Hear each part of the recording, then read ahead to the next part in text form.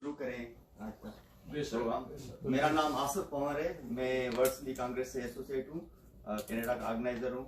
और साईं हाजन है, भाभी रूही की बड़ी बड़ी मेहरबानी, हमेशा की तरह आप मुझसे ज़्यादा वाकुफ हो पे यहाँ पर हमें हमारा सेकंड होम है, most of the people like.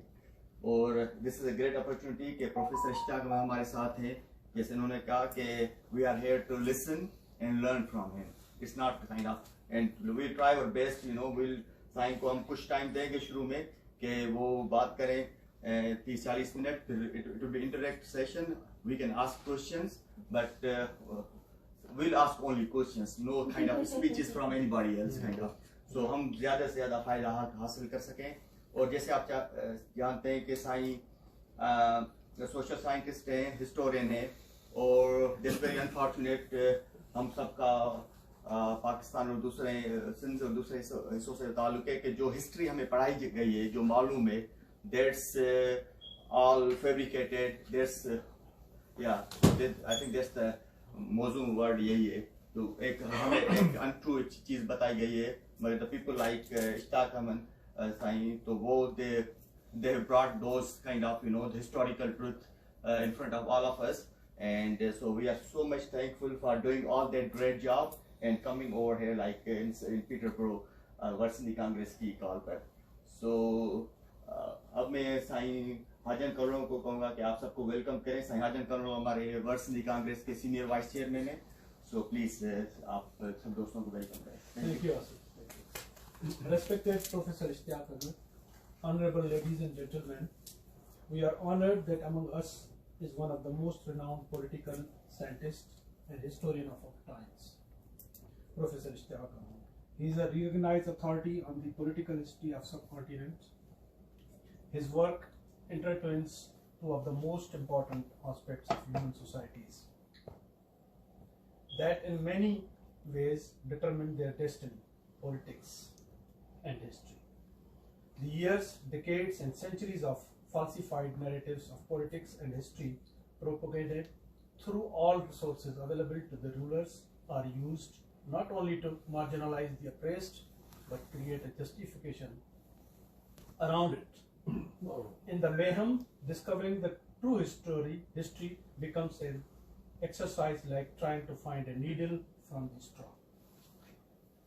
It is established that history is written by the conquerors, while the conquered are at the receiving end. It is very, very rare that a scholar like Professor Ishtiaq Ahmed goes on a mission to unearth the truth. His work on one of the most recent, in terms of time, on historical scale, about a century of political movements, partition, underlying reasons, interests, personalities, and groundbreaking. For all of us who have gathered here, it is utmost necessary to grasp all this, as this knowledge and wisdom will be tool in our struggle for justice, dignity, peace, prosperity to prevail in our homelands.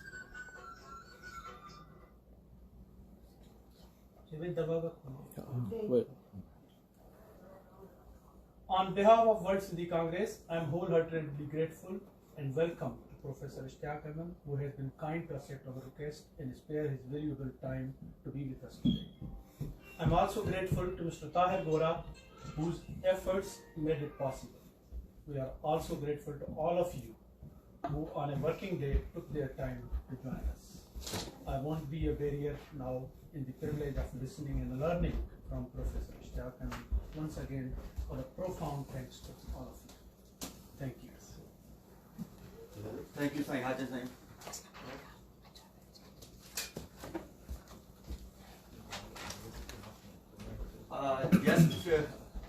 Before we look at Sayyid Ishtiaq Ahmed, just I give you a very brief introduction of the World Sindhi Congress. Most of the people you already know.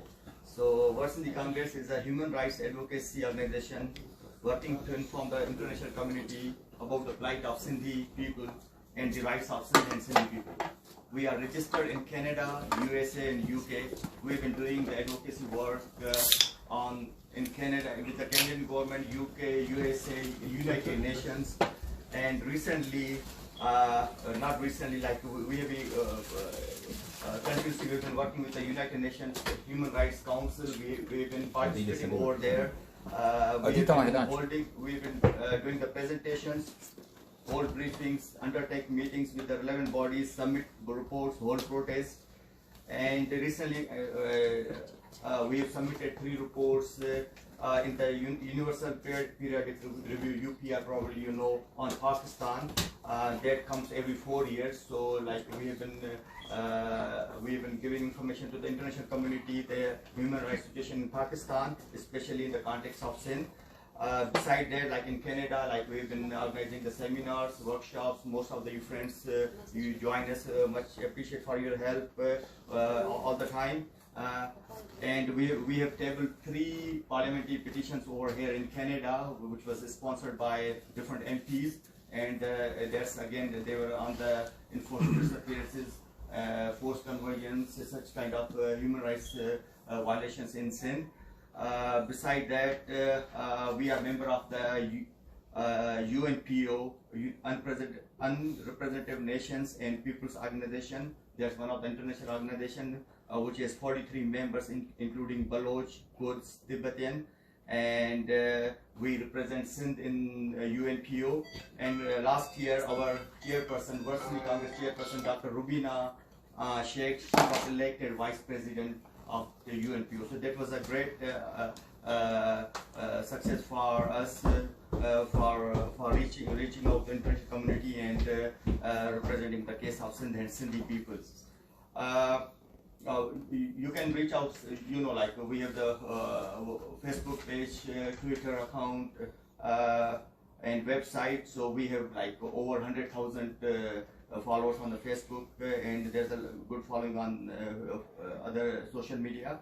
So again, thank you so much for coming over here and supporting Worsley Congress and different occasions. So again, I request Sain Hajan Kaloro, Sain Shia Saab ke asanya traditional जो हमारे gift है वो उनको दें. आजाद. आजाद. आजाद का नाम ही काफी है. आजाद. आजाद. Thank you, Azad.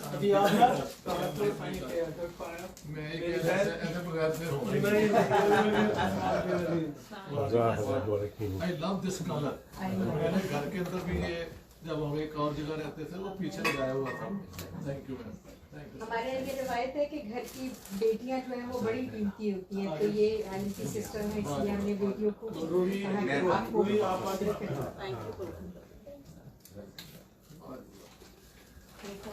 ऐप पवा के थोड़ा इड़ा ऐप यो भी छुपा दियो. बिस्मिल्लाह जी. Thank you very much. Thank you very much. Sir बड़ी सोनी लगी टोपी. बहुत अच्छी लगी वैसे. यार ऐप मेरे उससे क्या मैं तो फोटो सर मैं व्हाट्सएप कर देना. मैं सारी तो व्हाट्सएप कर देना. हां बिल्कुल. भाई रखो. हां टोपी तो भाई रखो. हां बहुत बड़ी सोनी लगी. मुझे उन्होंने खुद ही बयान की थी. तो मेरे ख्याल में अभी हम नहीं बोलेंगे और साईं को मौका देंगे तो वो बिल्कुल बोले और हम लेसन लर्न करें. मगर जैसे कि साईं की जो रिसर्च एरिया है, like Sai over 30-40 years you have been doing like research work. तो अगर साईं बोलना शुरू कर दें तो वो सारी रात बोलते रहेंगे. Of course you know different इसके जो एस्पेक्ट्स हैं, मगर आज की इसमें इवनिंग में हम आपसे रिक्वेस्ट करेंगे अगर आप हमें इस पे बात करें कि how Pakistan was created and who were the main players or interests behind it. That's the one. And beside that, where do you see Pakistan in the next 20 or 30 years? And how do you see the future of oppressed nations of Pakistan, including Sindhi, Baloch, Pashtun, Saraiki, and Kashmiri? So if you kind of talk in that context, and then followed by, like, you know, we'll be asking the questions. Wajiba. Thank you very much. Thank you very much, sir. First of all, my heartfelt thank you to all my friends, colleagues who have come here to honor me by coming to this evening discussion. Sir, Arjan ji, Asif भाई, हाँ जी, thank you for the kind words.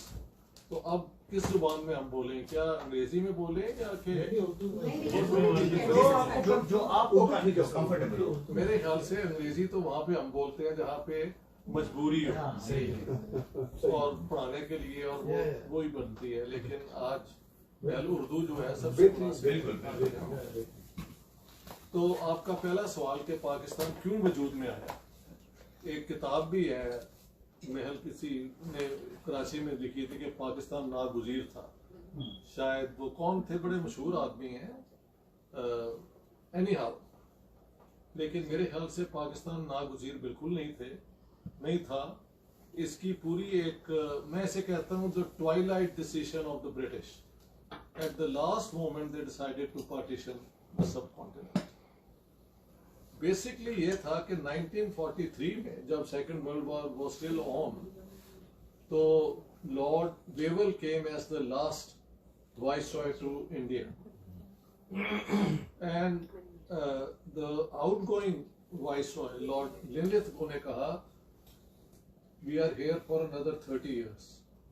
तो this is 1943, जबकि जंग second World war हो रही थी, लेकिन उनकी कोई इंटेंशन नहीं थी सब कॉन्टिनेंट को छोड़ने। सब कॉन्टिनेंट उन्होंने छोड़ा प्राइमरली इसलिए कि जंग तो वो जीत गए सेकेंड वर्ल्ड वॉर, लेकिन नाज़ी बम्बार्डमेंट ने उनकी इंडस्ट्री, उनकी इकोनॉमी का सत्यानाश कर दिया, और वो मकरूज थे to the Americans. And American pressure since 1941 जो अटलांटिक चार्टर है, वो ये था कि डीकोलोनाइजेशन जो होनी चाहिए। देखिए, फर्स्ट वर्ल्ड वॉर के अंदर भी अमेरिकन प्रेसिडेंट जो थे,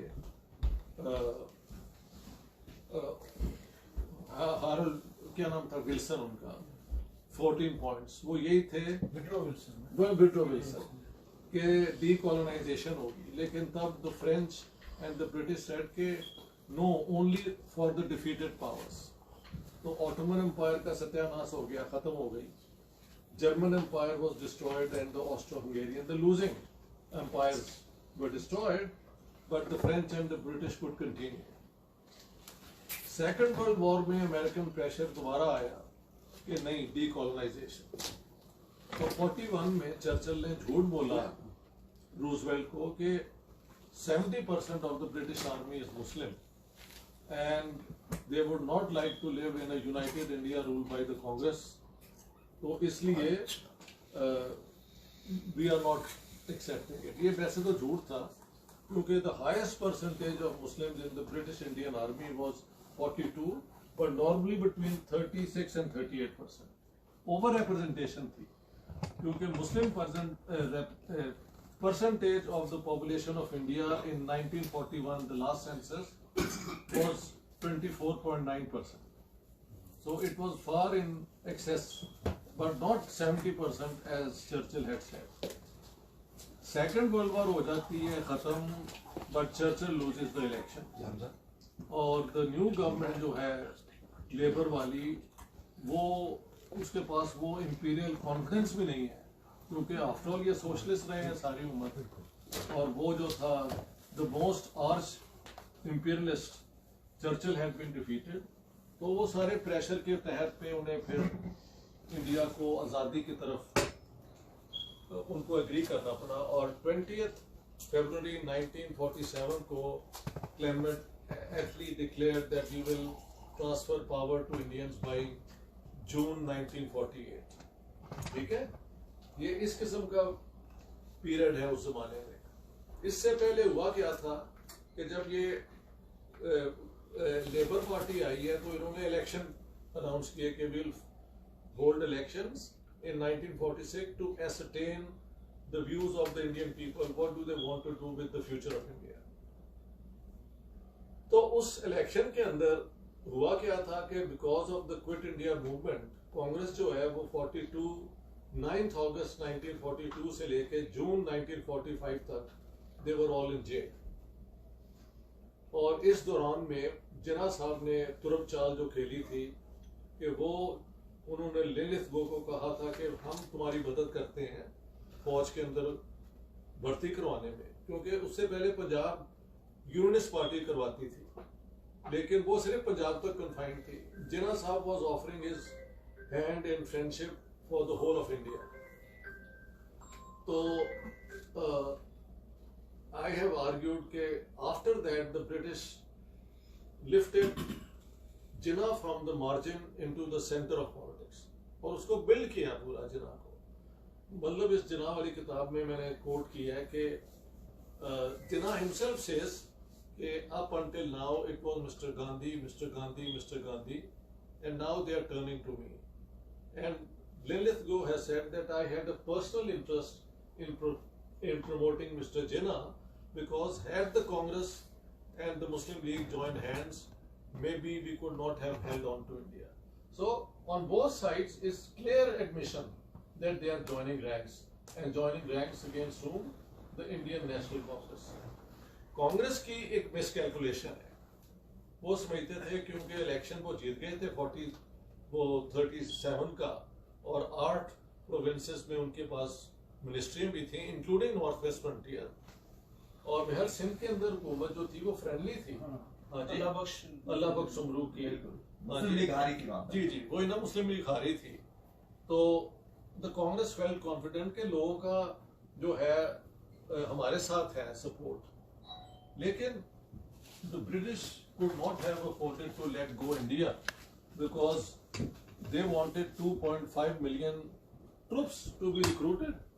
So वहाँ पे कांग्रेस को फिर उन्होंने कॉर्नर किया और quit India movement was another blunder committed by the Congress.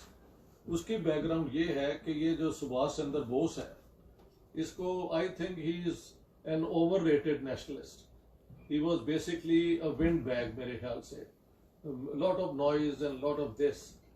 और पहले इसने जाके नाज़ियों के साथ किया, उसके बाद the Japanese were mistreating people of Chinese origin. 25 million उन्होंने मारे हैं, आपको पता है। And there is not a word of Bose condemning either of these butcheries. लेकिन जब ये आ गए ना सिंगापुर में जापानीज इन 1942 फरवरी, तो उसके बाद फीलिंग हुई बॉस की और इसी के we are winning the war. तो इन्होंने वहां पे टेररिज्म करवाई है बंगाल के अंदर और पार्ट्स ऑफ बिहार में एंड महाराष्ट्र के अंदर, जिसके ऊपर फिर क्विट इंडिया मूवमेंट शुरू की गई ताकि ये मूवमेंट जो है वो अंग्रेज क्रश ना कर दें। लेकिन अंग्रेजों ने फिर क्विट इंडिया मूवमेंट को क्रश किया और इन सबको जेल में डाला, और बॉस की सारी मूवमेंट जो है वो it prove to be more or less A disturbance, but ये नहीं कि जो अंग्रेज वहां से भागना शुरू हो गए। तो अब होता ये है कि 1945 में जब इलेक्शन होते हैं तो मुस्लिम League by that time was an openly communalist party. इनका जो इलेक्शन कैंपेन है पंजाब के अंदर, सिंध के अंदर, वो रेबिडली कम्युनलिस्ट है कि पाकिस्तान का नारा क्या, ला इलाहा इल्लल्लाह, ये उस जमाने में लगा। और इन्होंने कहा कि हुकूमत जो बनेगी वो इस्लामी असूलों पे बनेगी, हिंदुओं और सिखों के अपने जो केसेस हैं वो मस्जिदों में जाके हल करवाने पड़ेंगे, नॉट टू द जुडिशरी। और मनी लेंडर भी ख़त्म हो जाएगा और ये भी ख़त्म हो जाएगा, कास्ट सिस्टम से भी निजात मिल जाएगी। यानी they promised heaven and earth to the Muslims. और सिखों ने अलबत्ता जब 40 में ये लाहौर रेजोल्यूशन आया था तो एक हफ्ते बाद कह दिया था कि अगर मुसलमान या मुस्लिम लीग एक हिंदुस्तान को अपना घर नहीं समझती और वो इसको डिवाइड करना चाहती है और एक मुस्लिम पाकिस्तान बनेगा, तो उस मुस्लिम पाकिस्तान में हम जो हैं वो कभी वो इलाके जहाँ पे नॉन मुस्लिम मेजॉरिटी में है वो पाकिस्तान का हिस्सा नहीं बनने देंगे। So already in 1940 this was challenged by the Sikhs of Punjab. ये बातें लोग रिकॉर्ड पे नहीं लाते, but this is how the partition sort of evolve. और खैर 45 के इलेक्शन रिजल्ट तो पोलराइज्ड हुआ, जो जनरल वोट्स थे, यानी Congress never voted for religious group, they always fought elections for the general seats. Punjab के अंदर 50 की 50 सीटें उन्होंने जीत ली। मुस्लिम लीग ने 84 सीट्स में से 75 जीत ली। और पंजाब कम्युनिस्ट पार्टी का जो पहले 37 में वो लैंडस्लाइड था, वो सारा लैंडलॉर्ड जो क्लास है वो मुस्लिम लीग में आ गई हुई थी, तो उनके पास सिर्फ 10-11 सीटें मिली। और सिखों के पास पंथिक पार्टीज जो हैं उनको 23 रिजर्व सीट्स में से 21 मिली थी, और एक कांग्रेस को मिली थी और एक पंजाब कम्युनिस्ट पार्टी को। इनकी जब हुकूमत बनी पंजाब के अंदर, सर खिजर यार टिवाना के चीफ मिनिस्टर थे, जो इंतहाई एक शरीफ आदमी, लैंडलॉर्ड बहुत बड़े थे, लेकिन वो जो रवायती एक है ना मिलजुल के रहने की जो सोच है, ये उनकी वो सोच थी, and he was a decent human being. तो मुस्लिम लीग ने पहले वायलेंस शुरू करवाई कलकत्ता के अंदर, वो जो उन्होंने डायरेक्ट एक्शन की कॉल दी 29 जुलाई 1946 को, एक बहाने में कि जी नेहरू ने कहा कि we will enter the national constituent assembly free to make a constitution in the best interest of India. इसमें क्या बुरी बात है यार, you must make a constitution in the best interest of India. It was simply a political statement, लेकिन उसको इन्होंने कहा और डायरेक्ट एक्शन की कॉल दी 29 को। अच्छा, वेरी इंटरेस्टिंग, शायद जिनाली किताब में उसे मैं हाईलाइट नहीं कर सका, लेकिन अगली जो मेरी किताब आ रही है, I will make a point of it. Direct action against whom? Because Bengal was under Muslim League. Sohrawardy was the chief minister. So किसके खिलाफ थी? अंग्रेजों के खिलाफ थी। और वो गवर्नर ने लिखा है कि ये अजीब मूवमेंट है डायरेक्ट एक्शन के, ना कोई यूरोपियन प्रॉपर्टी, कोई यूरोपियन किताब दुकान पे हमला नहीं हुआ। तो ये सारे हमले इन्होंने हिंदुओं पे किए हैं। तो उसके अंदर इन्होंने गुंडागर्दी की 16 अगस्त से लेके 2-3 दिन तक। लेकिन कलकत्ता के अंदर तो 23% सिर्फ मुसलमान थे। फिर जो काउंटर अटैक हुआ हिंदुओं का, उसमें ये जो सिख टैक्सी ड्राइवर हैं वो भी उसमें उन्होंने फिर हिस्सा लिया। उन्होंने फिर मुसलमानों को कॉर्नर करके बहुत मारा है। और मेरी अपनी अंडरस्टैंडिंग है शायद हिंदुओं सिखों से ज्यादा मुसलमान मारे गए होंगे। ये 47 में पंजाब की पार्टीशन में भी यूं ही हुआ। शुरू मुस्लिम लीग ने किया, मारे ज्यादा मुसलमान गए हैं बिकॉज ऑफ द नंबर्स। खैर, जिना साहब की इस हरकत के बाद वो जो था ना एक constitutional negotiated settlement, it became less and less relevant. The more you threatened, the more you sort of wanted to get political concessions. इसके बाद नोआखाली में इन्होंने हिंदुओं पे हमले किए और 5000 हिंदू शायद मार दिए, जहाँ पे फिर महात्मा गांधी ने जाके अमन की कोशिश की, सोहरावर्दी को भी साथ कन्विंस किया कि ये तुम्हारा पूरा बंगाल भी यू नो आग लग जाएगी unless you learn from what has happened in Calcutta। तो और वहाँ पे गांधी जी के ऊपर उन्होंने गंद भी लोगों ने भेजा, फेंका, पत्थर भी मारे, ऑल इज ऑन रिकॉर्ड। और खैर वहाँ पे कुछ मारे गए। फिर बिहार के अंदर वन साइडेडली मुसलमानों का कत्लेआम हुआ है। 5 से 7 हजार मुसलमान। आइए जी, आइए। क्या हाल है डॉक्टर साहब? सॉरी आपका लेक्चर डिस्टर्ब कर दिया मैंने। नहीं, आप बैठे। आपके आने से तो और आप बैठे। एक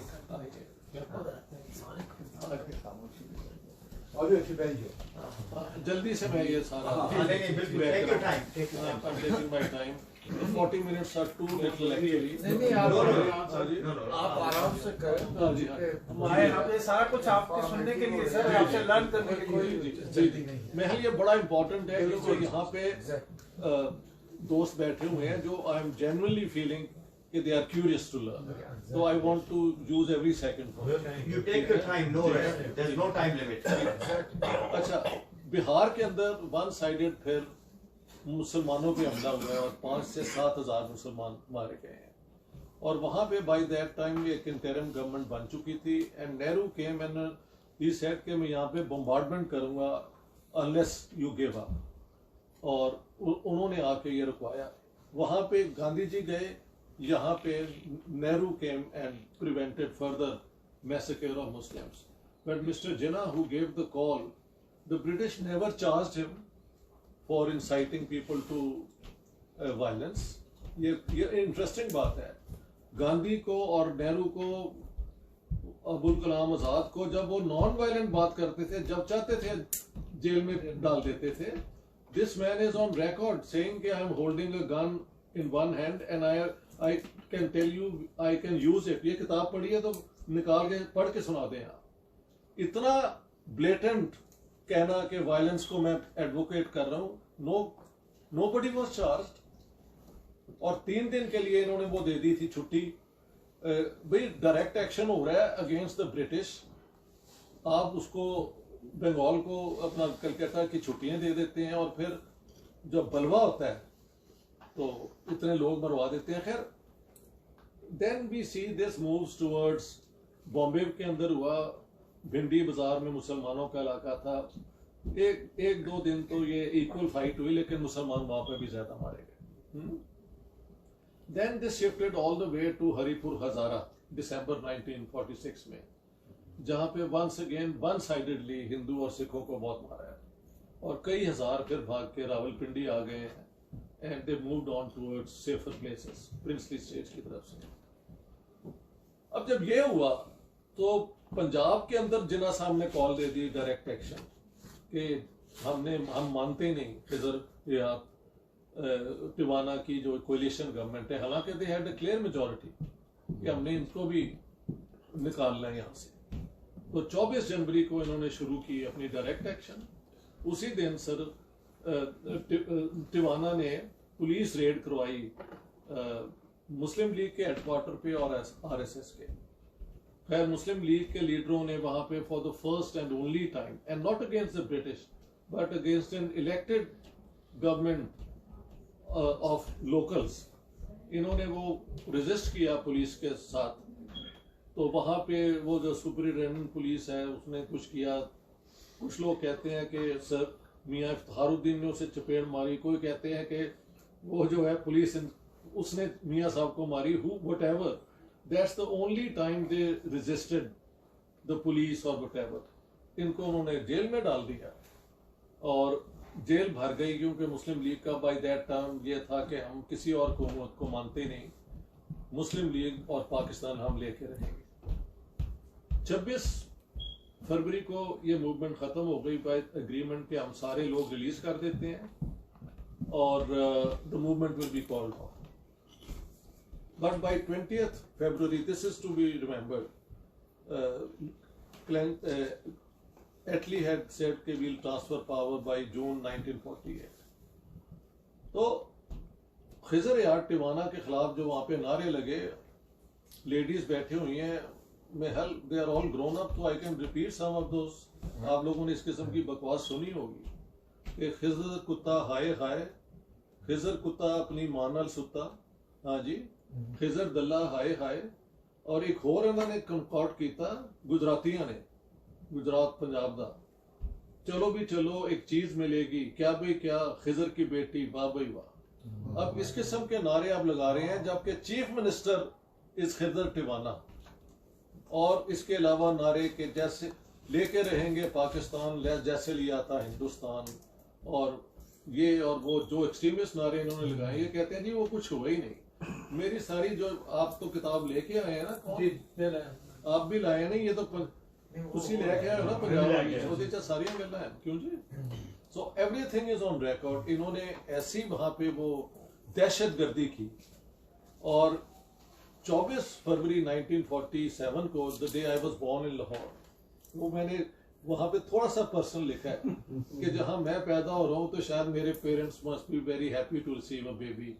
उसी दिन एक young Sikh constable who was standing off duty outside the civil lines, ये मुस्लिम लीगियों ने आके उसको मार मार के वहां कत्ल किया। तो इसके उसके ऊपर फिर मास्टर तारा सिंह पे ये इल्जाम लगा देते हैं ना। उन्होंने उस दिन कहा है कि ये मूवमेंट जो है मुस्लिम लीग की, ये पॉलिटिकल नहीं है, ये कम्युनल है। सेकंड को अलबत्ता Khizar Hayat Tiwana was unnerved, he resigns and there is a political crisis because there is no government. 3 को फिर ये जो है पंजाब असेंबली से बाहर आते हैं मास्टर तारा सिंह के पाकिस्तान मुर्दाबाद, we will never let Pakistan come into being.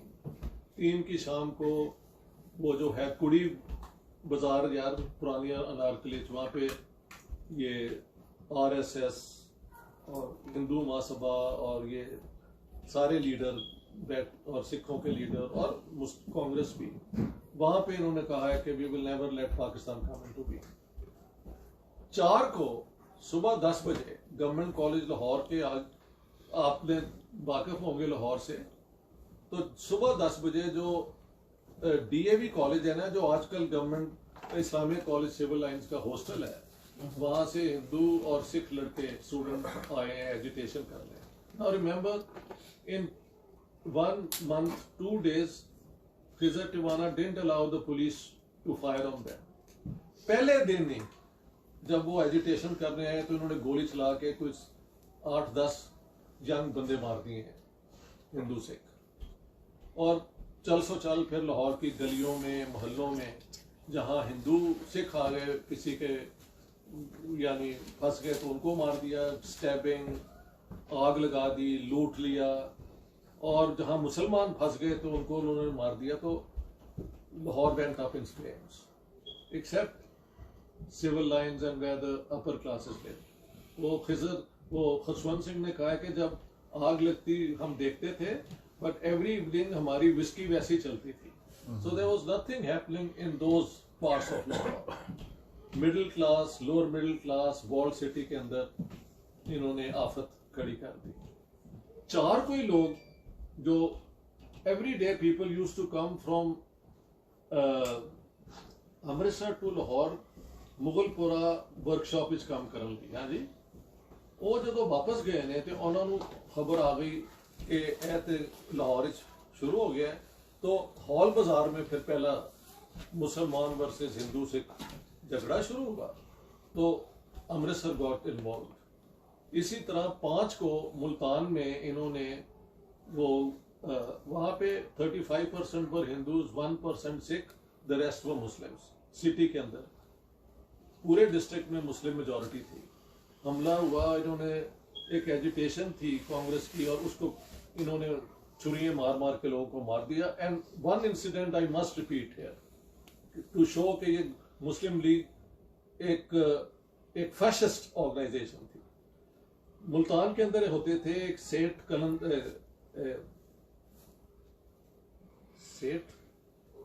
कल्याण दास, कहा जाता है कि वो इतने नेक आदमी थे बड़े बिजनेसमैन, लेकिन मुसलमान, हिंदू, सिख सब अपने, जब वो अपने मसाइल हल नहीं थे कर सकते तो उनके पास आते थे कि आप जो भी फैसला करेंगे वी विल ऑल एक्सेप्ट। ये मुस्लिम लीग के जो टाउट हैं, पुलिस टाउट, ये उनके घर चले गए और वहां पे सेठ कल्याण दास को, उनकी बीवी, उनकी बच्चियों को कत्ल कर दिया। और जो नेशनलिस्ट मुस्लिम है, जो बेसिकली मजलिस अहरार के लोग थे, तो उनका मैंने मलिक अताउल्लाह का इंटरव्यू किया, किताब के अंदर उनकी पिक्चर भी आप देख लेंगे। वो कहते हैं हमें पता लगा कि उन पे हमला हो गया, तो जब हम वहां पहुंचे तो बाहर ही सेठ साहब की और उनके औलाद बच्चों की थी, तो अंदर कांग्रेस पंजाब के प्रेसिडेंट जो है डॉक्टर सैफुद्दीन किचलू उनके मेहमान थे बाई चांस। तो उनको ये कपड़े उतरवा रहे थे देखने के लिए कि इज ही अ मुस्लिम और नॉट। तो वो कहते हैं we just got there in time to say कि ये तो मुसलमान है मियाँ, इस्लाम के अंदर मुसलमानों को मुसलमान नहीं मार सकते। तो इस तरह सैफुद्दीन किचलू की जान बची है। दिस इज मार्च 1947। 5 तारीख को ही रावलपिंडी में इन्होंने हमले शुरू कर दिए। 5 और 6 तक शहर के अंदर वो कहते हैं डिंग डोंग बैटल, कभी मुसलमान हावी हैं, कभी हिंदू सिख हावी हैं। 6 की शाम को ये पहुंच गए हैं रावलपिंडी के गांव की तरफ. Who made this decision and was it planned this way? We don't know. हजारों लोग वो गांव की तरफ चले गए और 6 की रात से लेके 13 की सुबह तक मैसेकर हुआ है वहां पे. They killed anywhere, सिख तो कहते हैं 10,000, the British record is 3,800. You know, the government always gives less than the actual figures. उसमें पुलिस भी तो देती है ना कम फिगर्स के. अभी तो अंग्रेज की हुकूमत थी कि क्वेश्चन हो जाएगा अभी what were you doing? But I would say the truth must be anywhere between 5 to 7,000. वहाँ पे मैंने जाके वो कई दिन तक मैं काम भी करता रहा हूँ और बाद में लोग भी ट्रेस किए जो एक ही गांव के अब कहीं इंडिया में बैठे हुए थे और कुछ फैमिलियां जो उसी गांव की थी वहां थी कि दोनों की तरफ से वो स्टोरी कैसे बताते हैं. तो पंजाब वाली किताब में ये कई जगह पे ऐसे हुआ है कि I have been able to trace people out of 130 million Punjabis in the world, people who were from the same place at the same time. तो वहाँ पे उन्होंने कत्लेआम किया और फिर माउंटबैटन केम और माउंटबैटन ने जब आके बात की तो उन्हें पता लग गया कि यहाँ पे कोई यूनाइटेड इंडिया मुमकिन नहीं है, तो इसको अब पार्टीशन करना पड़ेगा. और उसने फिर जाके मई 1947 में ब्रिटिश गवर्नमेंट को कन्विंस किया कि we better transfer power now because otherwise things are getting out of hand. तो he brought the date of transfer from June 1948 to mid August 1947 which is less than 11 weeks. और वो ऐलान हुआ 3 जून 1947 को, जिसमें माउंटबैटन की एक्चुअली स्पीच बड़ी sympathetic है कि for hundreds of years 400 billion of you have lived together in peace or your war, but now it seems that keeping India united is not possible, so we declare the partition plan 3 June 1947. इसके बाद Jawaharlal Nehru speaks के जो हम India आज़ाद कराना चाहते थे वो हम नहीं करा सके, लेकिन जो भी अब फैसला हुआ है हम उसे कबूल करते हैं. जिन्ना साहब की स्पीच है कि मैं किंग का और माउंटबैटन का शुक्रगुजार हूँ कि उन्होंने पाकिस्तान के आइडिया को मान लिया है, अगरचे मैं अभी भी इंसिस्ट करता हूँ कि पूरा पंजाब और बंगाल हमें मिले. ठीक है. और फिर बलदेव सिंह ने कहा कि हम तो इस पार्टीशन के खिलाफ थे, लेकिन अब जब पार्टीशन हो रही है तो सिखों को वो इलाके मिलने चाहिए जो उनको वो डिजर्व करते हैं. अब क्या होता है, 3 जून प्लान में जो प्रोसेस हुआ था वो ये था कि सिंध पे अप्लाई नहीं था होता. It only applied to Punjab and Bengal जो मुस्लिम मेजॉरिटी प्रोविंसेस थे. The question for a Sindhi population would be not for Sindh, because Sindh के अंदर मेरे ख्याल से यू वुड नो बेटर, सवाए थरपारकर के कोई एक या उमरकोट के कोई ऐसा डिस्ट्रिक्ट नहीं था जिसपे हिंदू या सिख मिलके मेजॉरिटी में. ठीक है. They were everywhere 29% but nowhere in a majority except one district. That was not the case in Punjab और Bengal. Out of 29 districts of Punjab, 17 were Muslim majority and 12 were Hindu Sikh majority, and Bengal likewise. So partition of Bengal और पंजाब के लिए पंजाब और Bengal assembly को ये right दिया गया कि they can vote on it. उसका प्रोसीजर ये बनाया गया कि हिंदू मुस्लिम नॉन मुस्लिम मेजॉरिटी डिस्ट्रिक्ट्स के 2 ग्रुप बना दिए. ठीक है.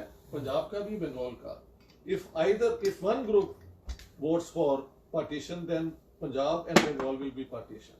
So it's the Hindu Sikh districts which voted for the partition of Punjab, and the Hindu districts of Bengal which voted for the partition of Bengal. ये भी on record है. वो the Sikhs get a bit upset when they learn कि उन्होंने vote इसके partition में दिया है, लेकिन I do not blame them कि अगर आप हिंदुस्तान की तकसीम मजहब की बुनियाद पे कर रहे हैं एक मुसलमानों का मुल्क बनाने के लिए, तो वहां पे जो गैर मुस्लिम है, how can you force them to live in the same state? So it was a perfectly reasonable position taken. Anyhow, they had voted. Now the problem is, where will be the border?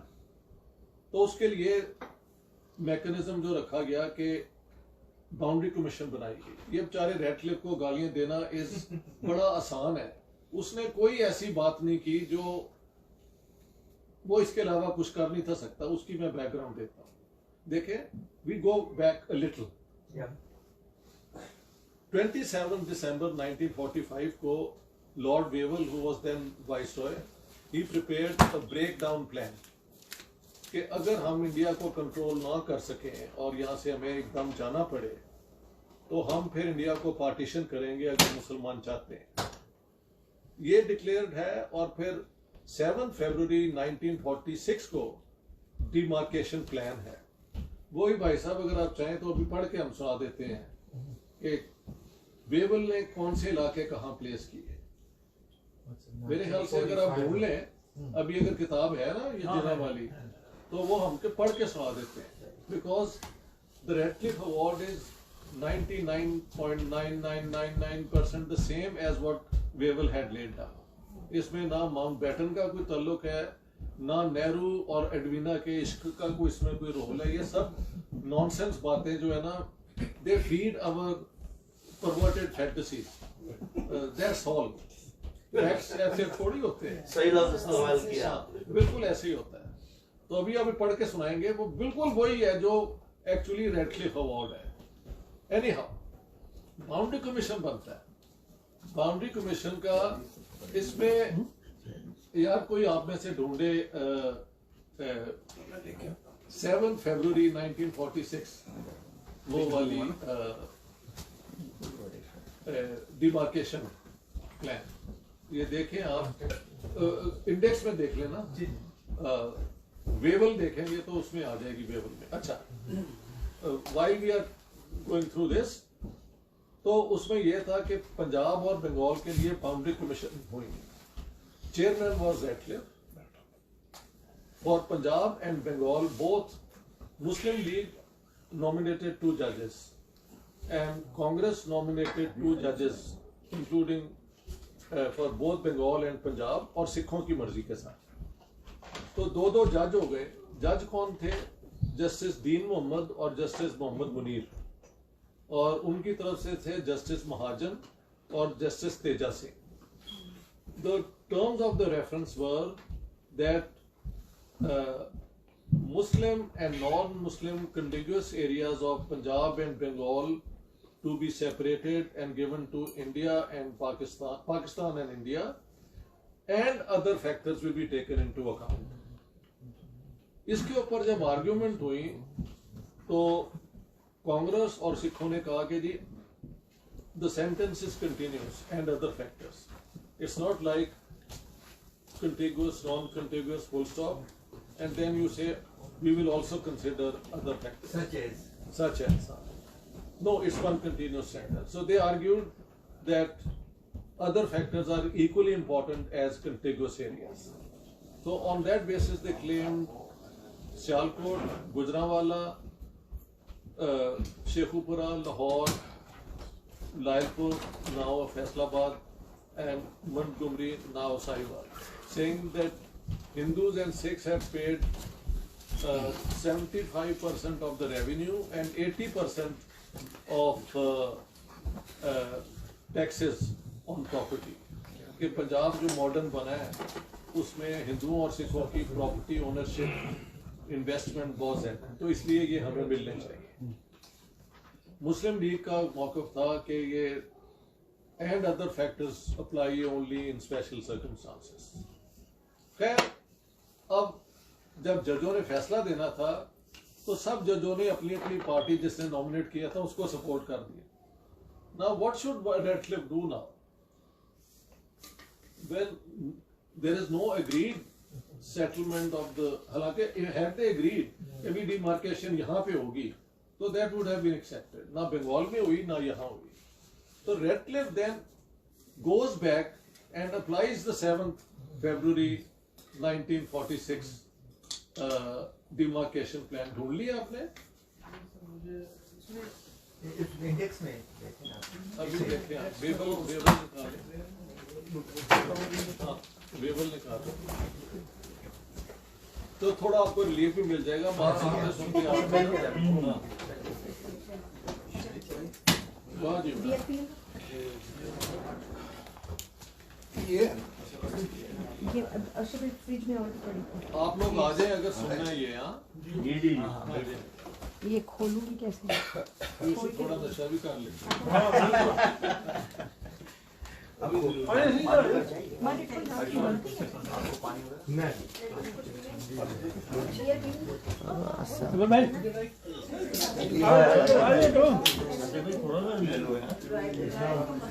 नहीं बैठी जैसे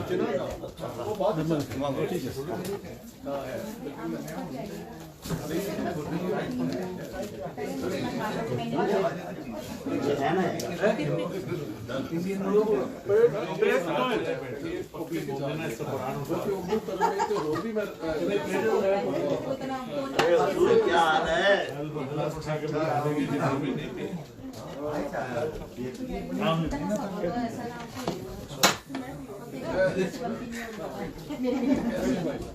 ये किताब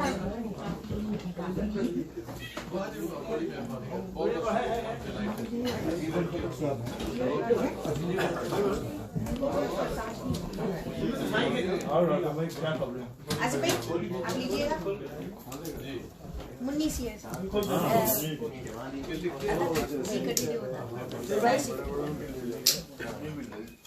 आओ यार बैठो।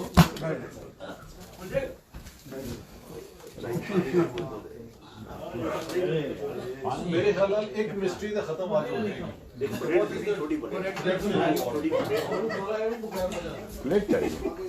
ये खोलने वाला लाइन के साथ शेयर करते रहिए। एक घूंट वो ले लीजिए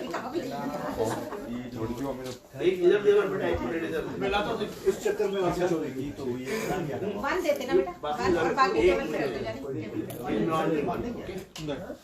उसके बाद तो एक डाटा 37 के बाद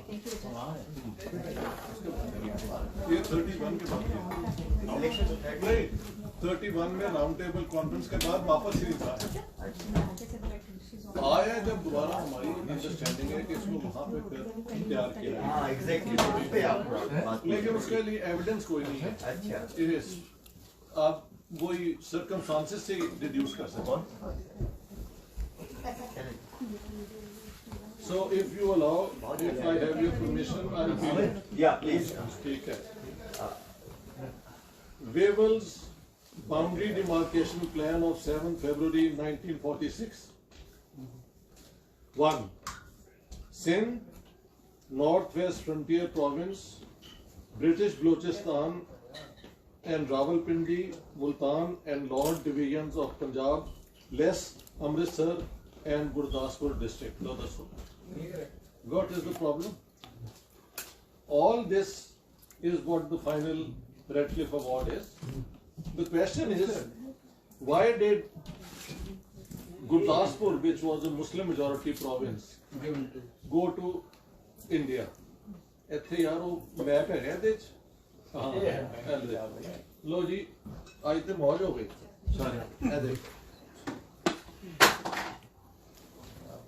ये देखें ये जो है ना पिंक है pink. These are Hindu Sikh majority districts and the green are Muslim majority districts of Punjab and the yellow are the princely states. Okay.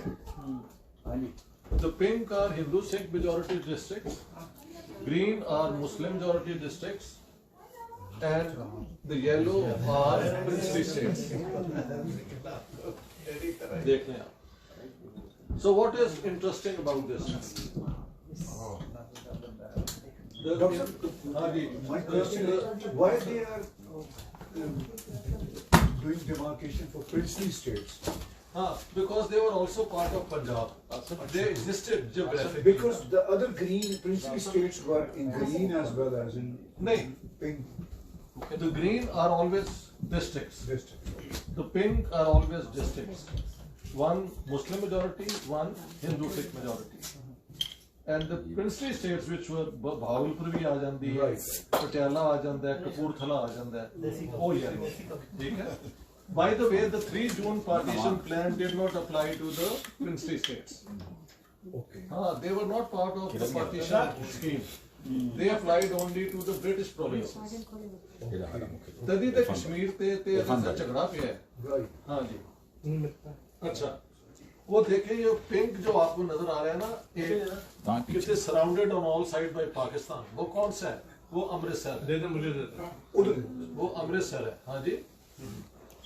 तो बेवल का ये था कि अगर अमृतसर तो हिंदू सिख मेजॉरिटी डिस्ट्रिक्ट है और ये जाएगा इंडिया, सही है, लेकिन अगर गुरदासपुर पाकिस्तान को जाता है बस भी ना खोलो तो then Amritsar is surrounded by Pakistan on all sides except the east. So Wavell was actually a military general. Africa, he had fought the war and then been sent here as a field marshal and whatever.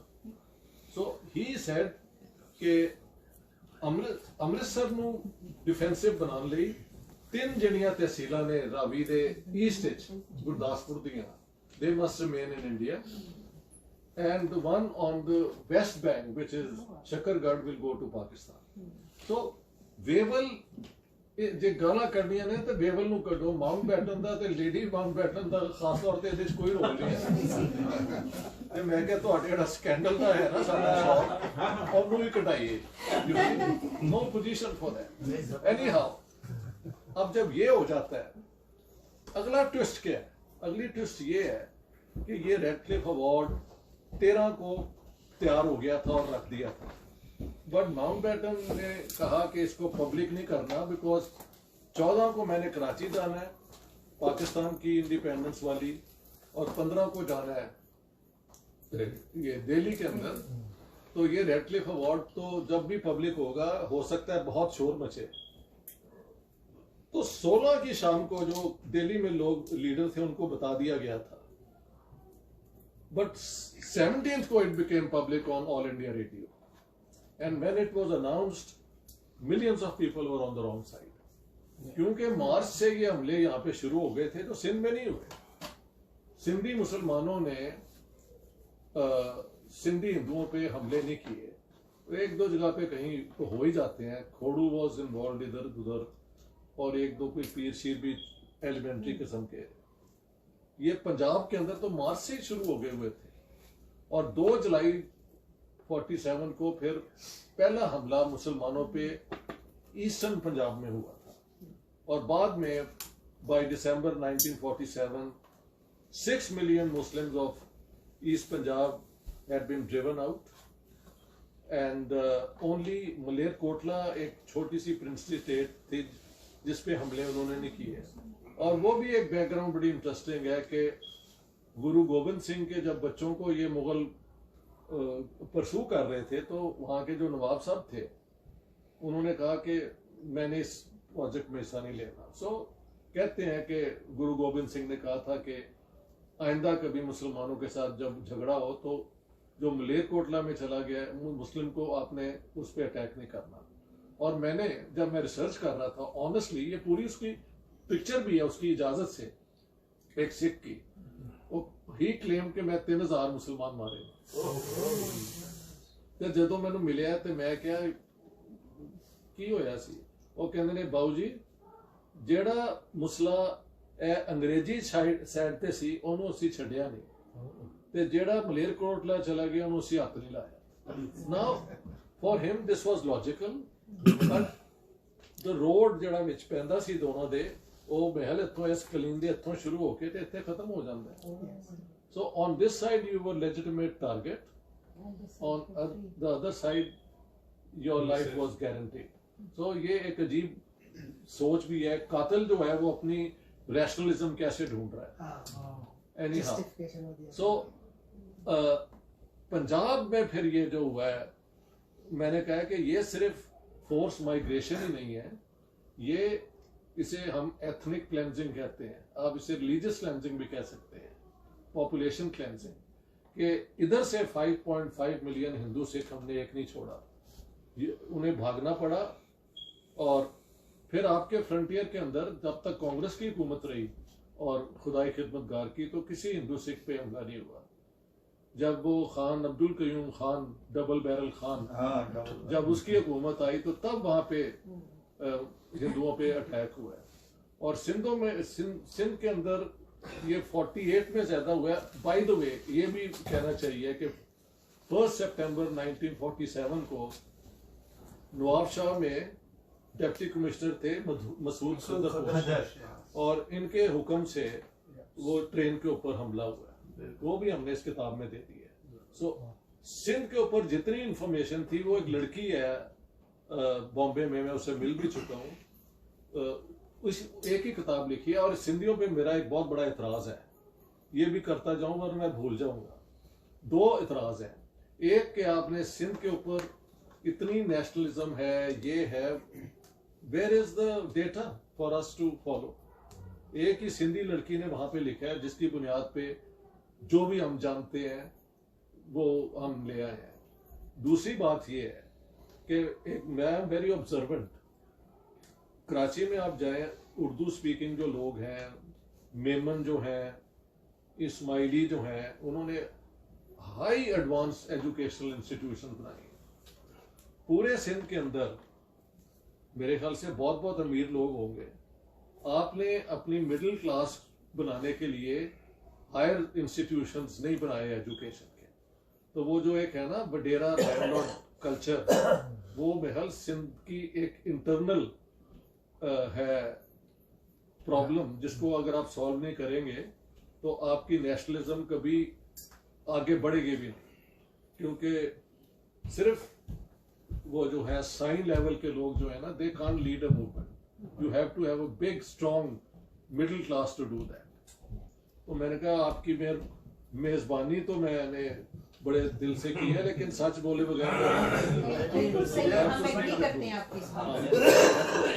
क्यों नहीं? बहुत बड़ी बात है। बहुत जबरदस्त। मैं आपको कुछ लोगों से कनेक्ट कराऊंगा जो रिसर्च पे काम कर रहे हैं। बहुत अच्छा है, आप सिंध के ऊपर पूरी रिसर्च करवाएं। आपको फख्र होना चाहिए कि आपने अपने सिंधियों के ऊपर हमले उस तरह नहीं किए जिस तरह हमने पंजाब में किए।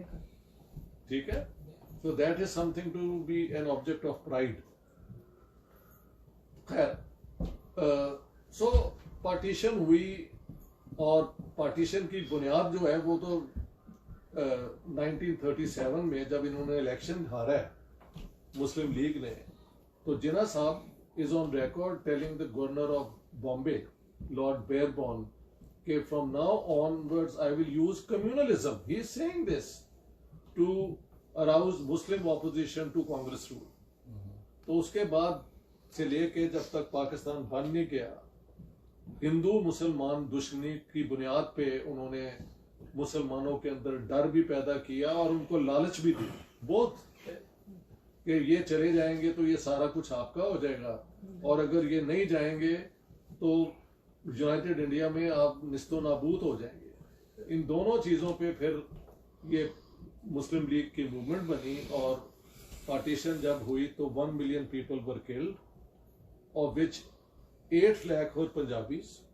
I would say 3 lakh Hindu और सिख मारे गए और 5 लाख मुसलमान मारे गए।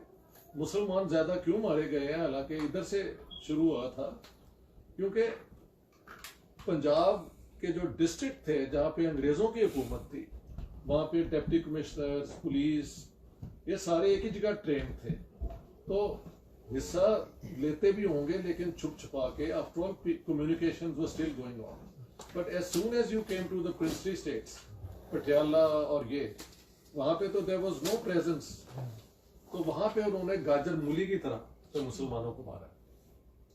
मैंने कोट किया, मियां इफ्तिखारुद्दीन रिहैबिलिटेशन मिनिस्टर थे, कि उनका एक बयान है नवंबर 7 का कि I am still waiting for 200,000 Muslims from Patiala to come. तो मलिक खुदा बख्श PCS ऑफिसर जो थे वो उस जमाने में ट्रेवल कर रहे थे to collect data.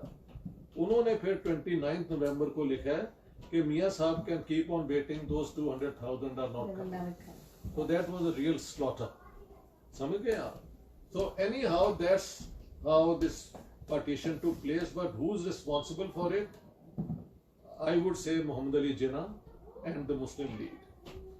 This was from day one a Tory party who were against democracy, who were against modernity, who were against the secular idea of a state.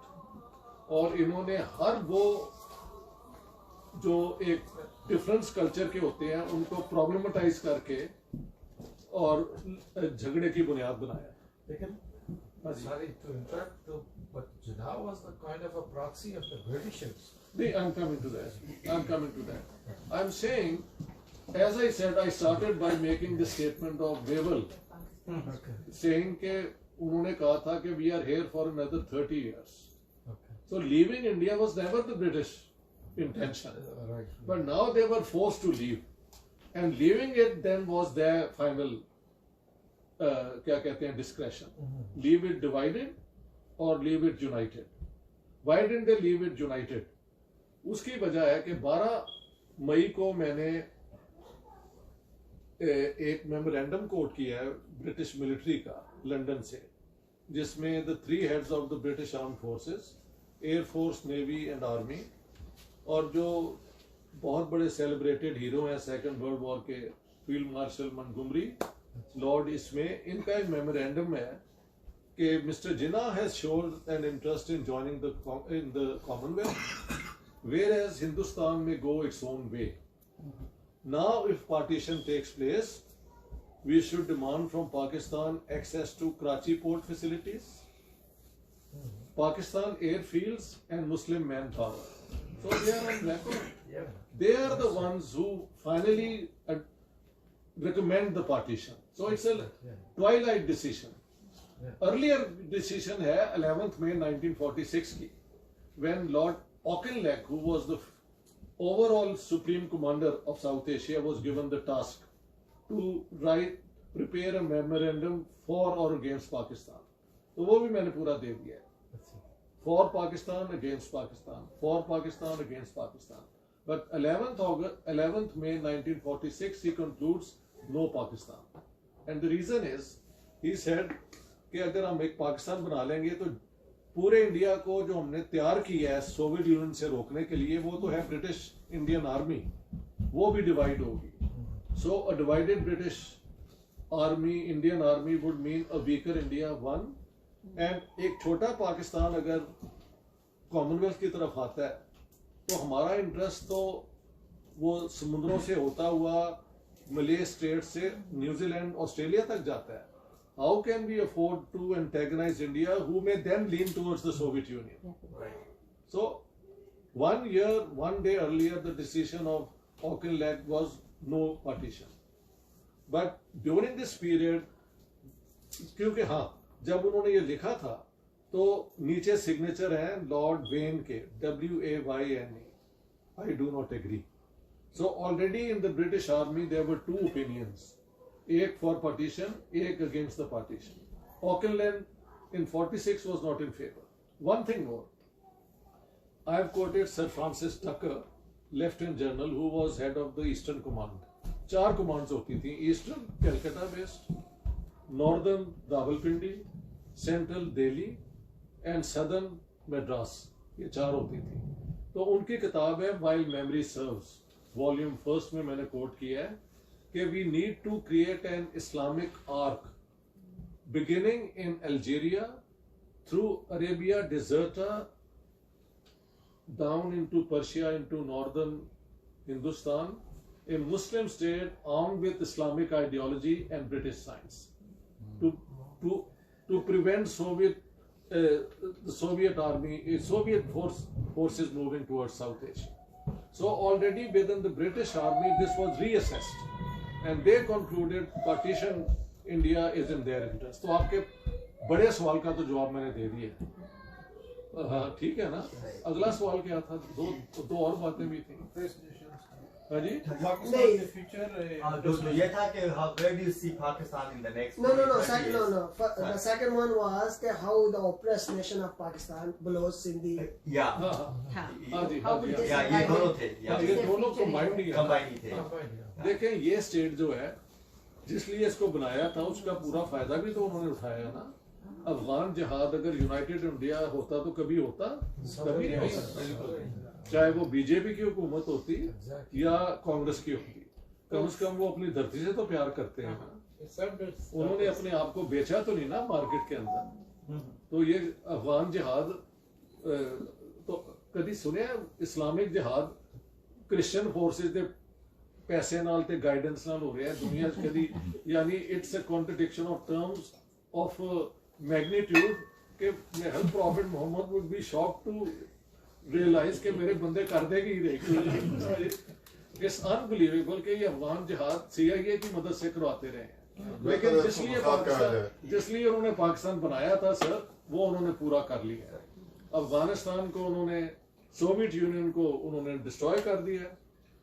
Good और bad we need not discuss about it, but they achieved the end that for which Pakistan was created. But while doing it, this Pakistan has become a nuisance for the world. इसमें उन्होंने इन्हें nuclear power भी बनने दी है, और कुछ लोग कहते हैं जी ये न्यूक्लियर थ्रेट कोई थ्रेट नहीं है। मैं कहता हूँ नेवर गो अबाउट दिस, क्योंकि नॉर्थ कोरिया जो है अगर वो एक थ्रेट ही है तो दुनिया को वक्त क्यों पड़ा हुआ है? When you are a nuclear power, you are a threat to world peace. So Pakistan must be contained somehow. It should not be allowed to resort to this extreme measure. वो जो भी आप कर सकते हैं करना चाहिए। तो अब इस की आइडियोलॉजी क्या थी पाकिस्तान की? एक तो थी ना two nation, the second one was कि 1928 की जो मोतीलाल नेहरू रिपोर्ट है, जिसमें by the way Muslim League का एक सेक्शन एग्री कर गया था, और वहां पे गुंडागर्दी करके 1929 में उनको पंडाल से पकड़ के निकाला गया और ये बिल पास करवाया गया। ये एविडेंस भी मैंने दे दिया इसके खिलाफ, मोतीलाल नेहरू रिपोर्ट के। उसमें था कि there will be no state religion, men and women will have equal rights, India will be a federation with an effective center, 39 items to the center and 67 to the provinces. And Hindustani will be the national language of India with two official scripts, Devanagari and Urdu Persian, and every province will have the right to conduct its business in their mother tongue and carry out education. ये इतना modern secular inclusive project था, हाँ जी, इन्होंने उसे reject कर दिया। और फिर 36 में ऑफर हुई कि नेशनल जुबान जो होगी वो हिंदुस्तानी होगी, and I have quoted Jinnah saying कि Hindustani is no language, this is Congress propaganda, and Urdu is the mother tongue of Muslims. these are the words, mother tongue of Muslims. तो अब पाकिस्तान की आइडियोलॉजी जो है वो सिर्फ इस्लाम पे बेस्ड नहीं है, वो जो रीजनल कल्चर्स हैं उनके डिनायल में भी है, और Urdu then becomes an instrument to oppress the smaller nationalities. ये है प्रॉब्लम पाकिस्तान का। और बंगाल का सेपरेशन दूसरी का नतीजा थी। नहीं, वो तो हमसे जुदा हो गए ना। ये जो नेशनलिटीज हैं ये फंसी हुई हैं बिकॉज जियोग्राफिकली हम कंटिगुअस हैं, और जब तक ये सेंटर, जिस तरह सोवियत यूनियन कोलैप्स तब हुआ है जब उसका सेंटर खुद ही खत्म हो गया। अगर तो पाकिस्तान के सेंटर में आर्मी के अंदर कुछ लड़ाई हो जाती है या कुछ हो जाता है तो एक पॉसिबिलिटी है। जब तक ये सेंटर स्ट्रांग है और आर्मी इतनी इफेक्टिव है, वो इन चीजों को कंटेन कर सकती है बिकॉज ऑफ ओवरवेलमिंग फोर्स इनके पास। लेकिन ना आज तक इंडिया ने कभी एयरफोर्स नहीं इस्तेमाल की कश्मीर के अंदर और बलूचिस्तान के अंदर, तो हमने जब चाहा हमने बम्बार्डमेंट की। So we don't let go any opportunity अपने लोगों को बम्बार्ड करने में। तो मेरा मतलब ये है कि this is the tragedy of the smaller nationalities of Pakistan, कि they are part of a nation founded on a flawed idea of a nation. क्या अगर मुसलमानों में, ये भी मैंने आर्ग्यू किया है कि चलो हिंदू सिखों को भगा दिया तो साथ ही झगड़ा हो गया कि अगर मुसलमानों के लिए बना है तो कौन है मुसलमान?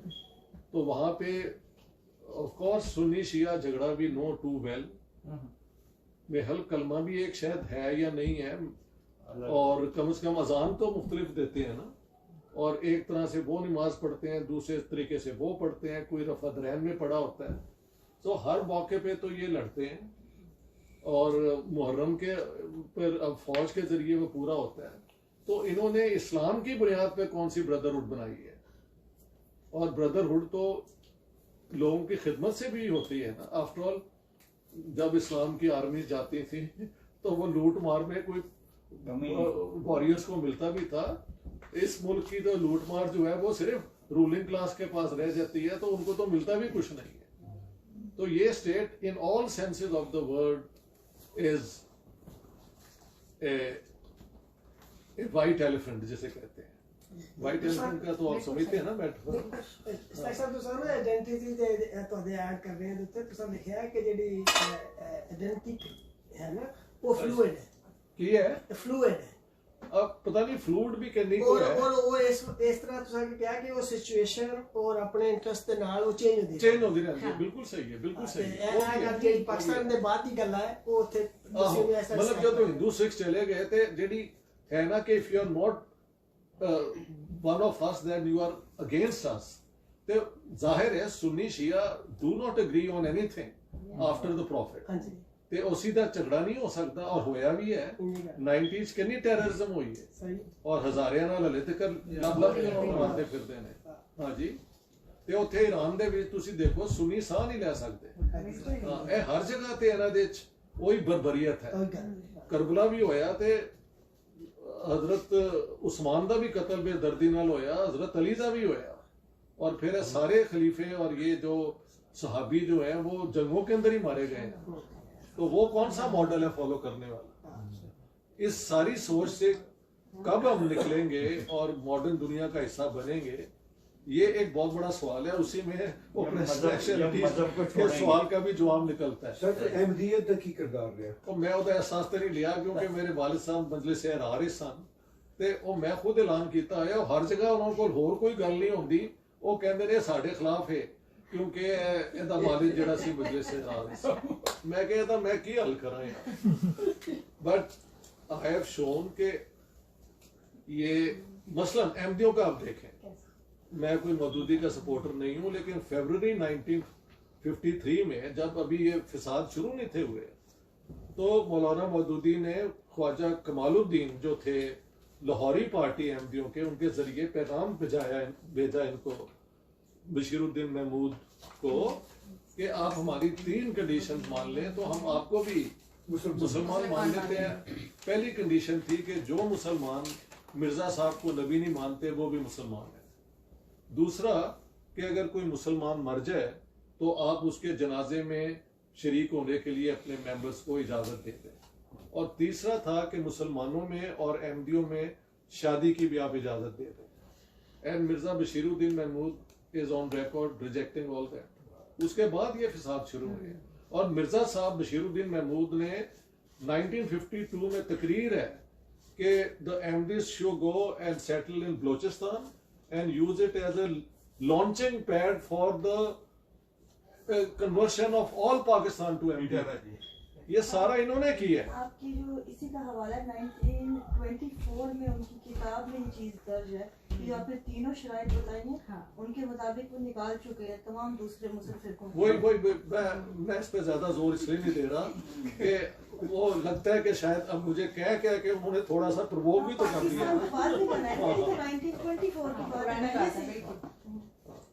तो ये भी अहमदियों का भी कर दिया कि अहमदी जो है ना, उनकी लीडरशिप, आम बंदा तो मैं पैदा हो गया हूँ अहमदी, तो I would be an Ahmadi.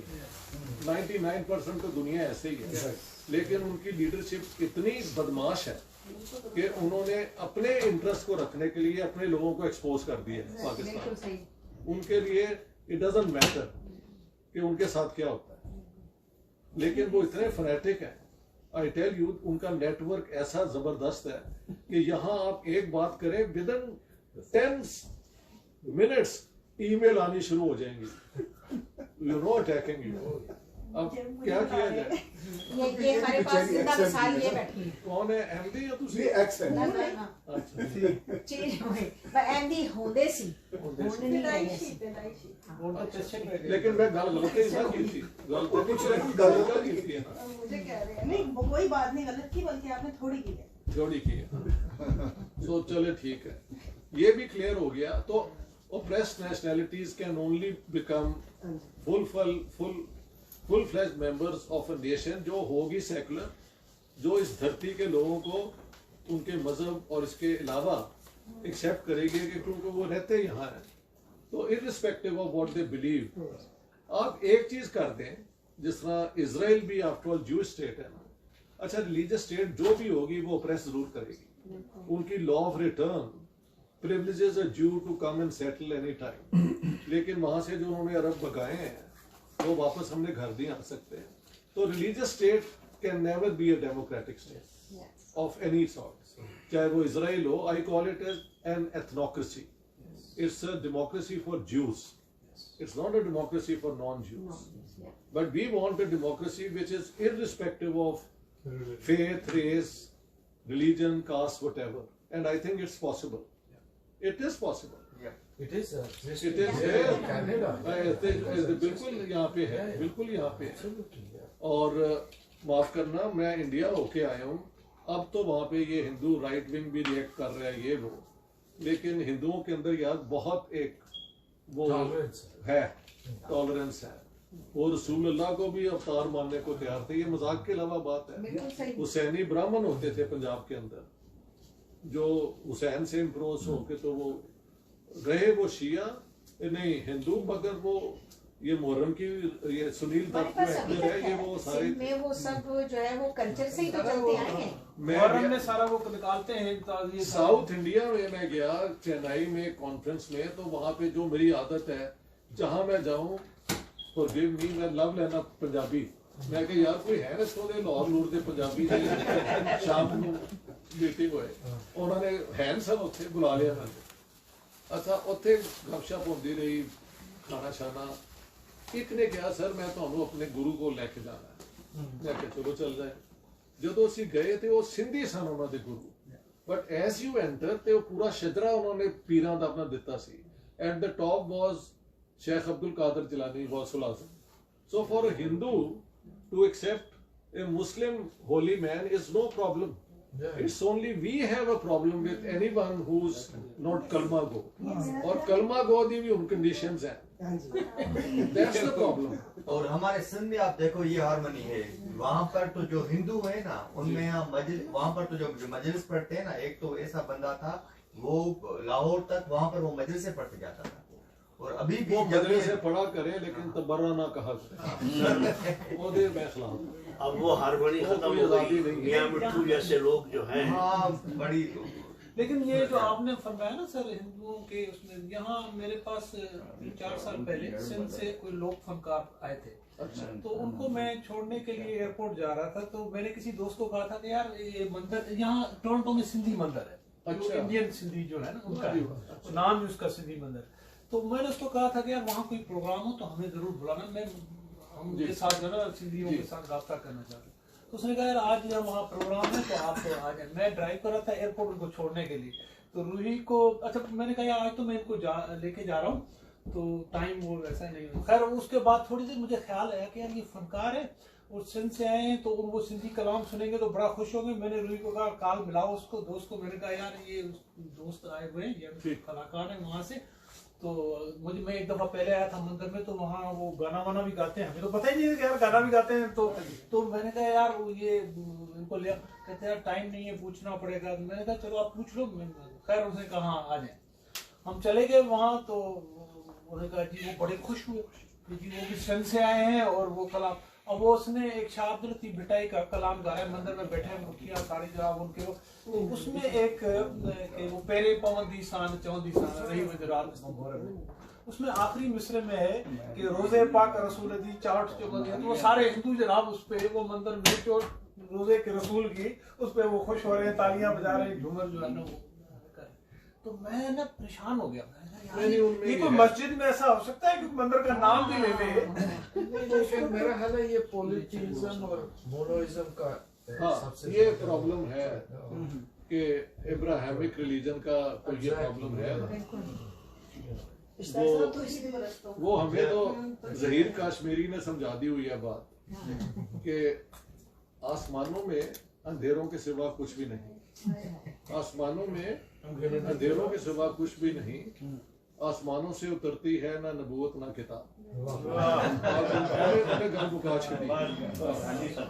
So we coming back to Pakistan ना, तो से as a social scientist ਜਿਹੜੀ ਪੰਜਾਬੀ establishment है पाकिस्तान में जो कुछ कर रही है जी, जरा ऊंची बोलो थोड़ा। हाँ साजी कोई नहीं, अपने नहीं सारे अपने कोई रिकॉर्डिंग नहीं हो रही। मैं कह रहा है as a social यार scientist है तो रिकॉर्डिंग नहीं मेरी हो गई ऐसे। रिकॉर्डिंग नहीं, लाइव चल रहा है। यार ये फिर शेर नहीं था, अभी मुझे इनवाइट किया हुआ है उन्होंने, आपने किसी और का पढ़ा है ना। जी सर। तो खुद मैं पूछ रहा था कि ਜਿਹੜੀ ਪੰਜਾਬੀ establishment है अच्छा ਉਹਨਾਂ ਦੇ ਦਿਮਾਗ 'ਚ ਕੀ ਗੱਲ ਚੱਲ ਰਹੀ ਹੈ? दिमाग होना तो चल रहे हैं। मतलब बगैर थ्योरी ਦੇ बगैर ਬਿਲੀਫ ਦੇ ਕੋਈ establishment ਨਹੀਂ ਚੱਲ ਸਕਦੀ। ठीक है।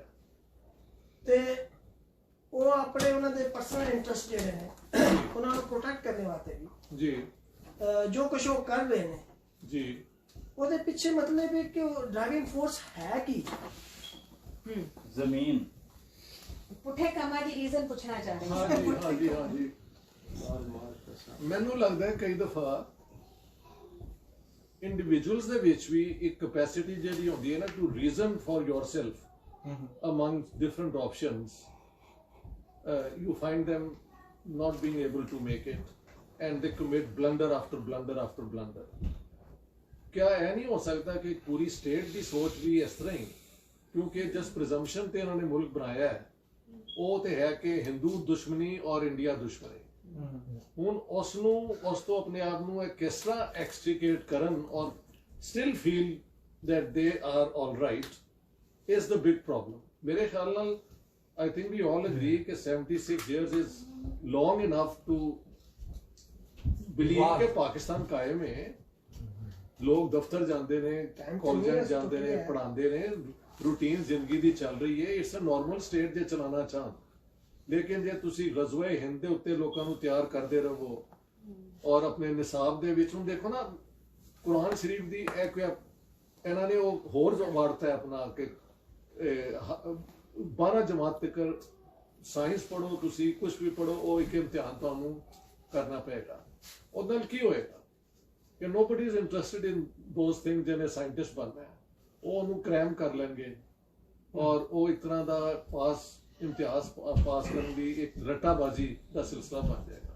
Do we become morally better people? I have my very big skepticism about it. So nothing of the sort will happen.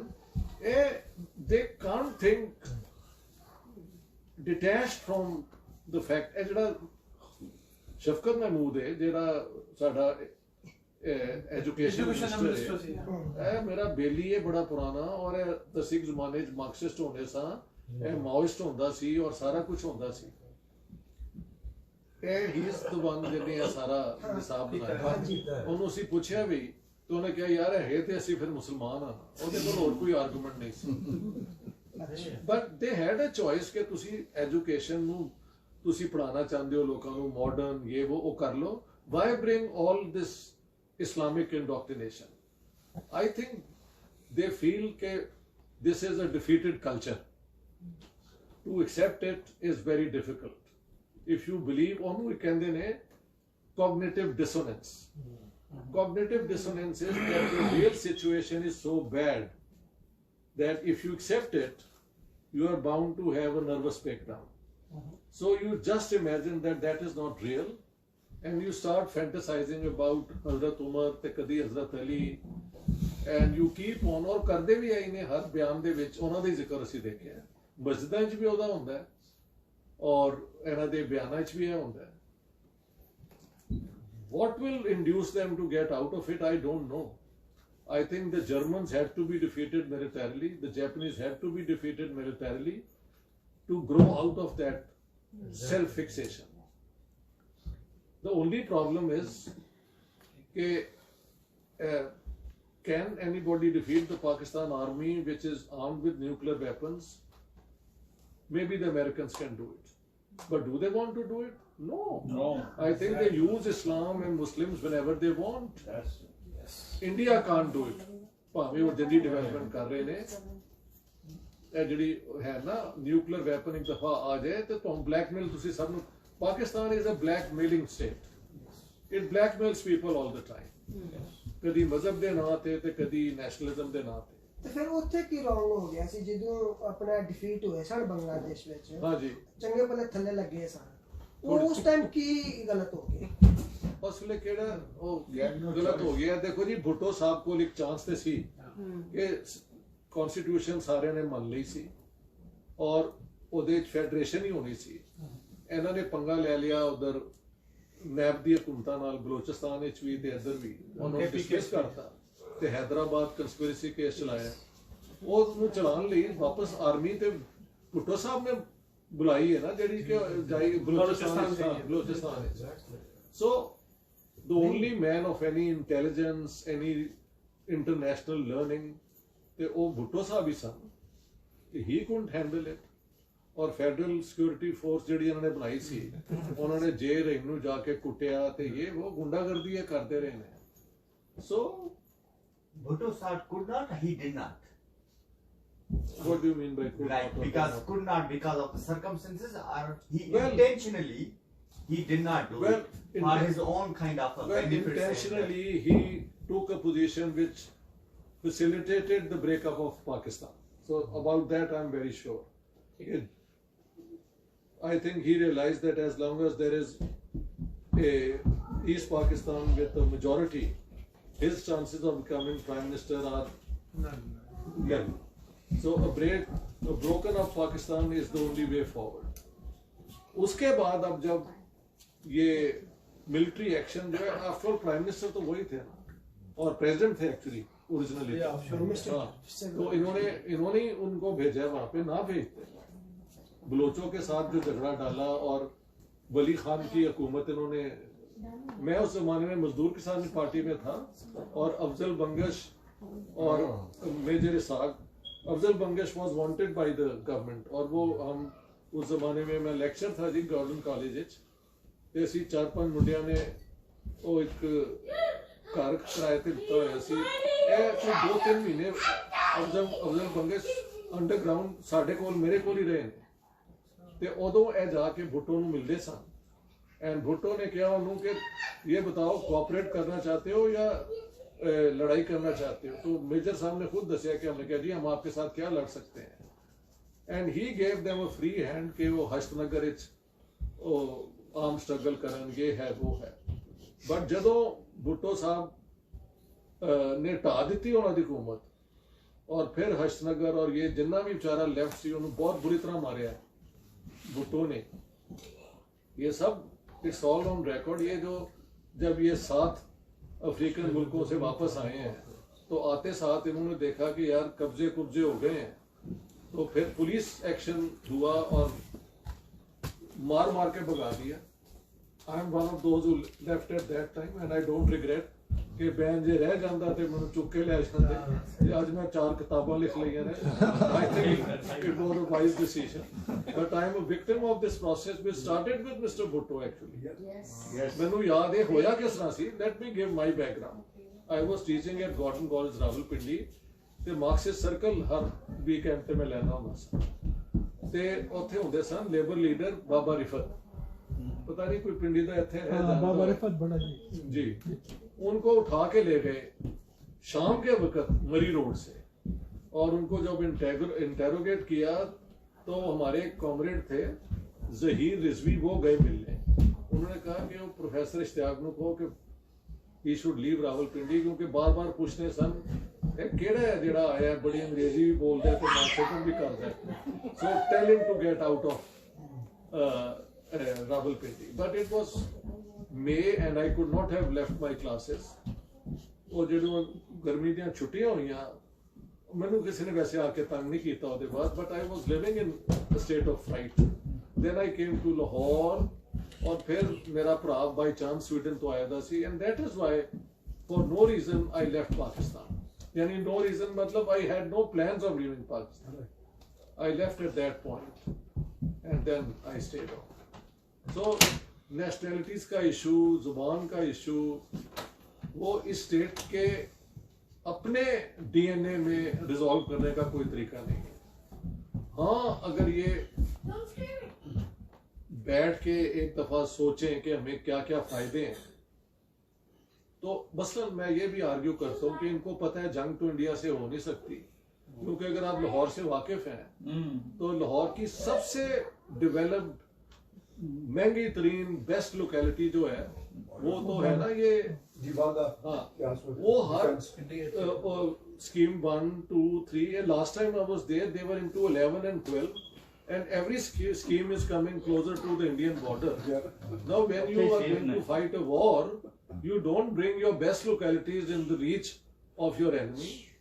So all this is so cynical. मैं आपको बताऊं ये अयूब गौर ने अपनी बुक में लिखा हुआ है अच्छा 65 की जो वार है तो वो जब स्टार्ट हुई तो स्टार्ट होने लगी तो वहाँ वागा के करीब जो है फौजी की बहुत सारी जमीनें थी अच्छा तो वो जाके उन्होंने कहा कि मैं अयूब खान से उन्हें मिले अच्छा उन्होंने कहा सर आप क्या कर रहे हैं आप इस सीजन में जो है वो स्टार्ट कर रहे हैं हमारी सारी फसलें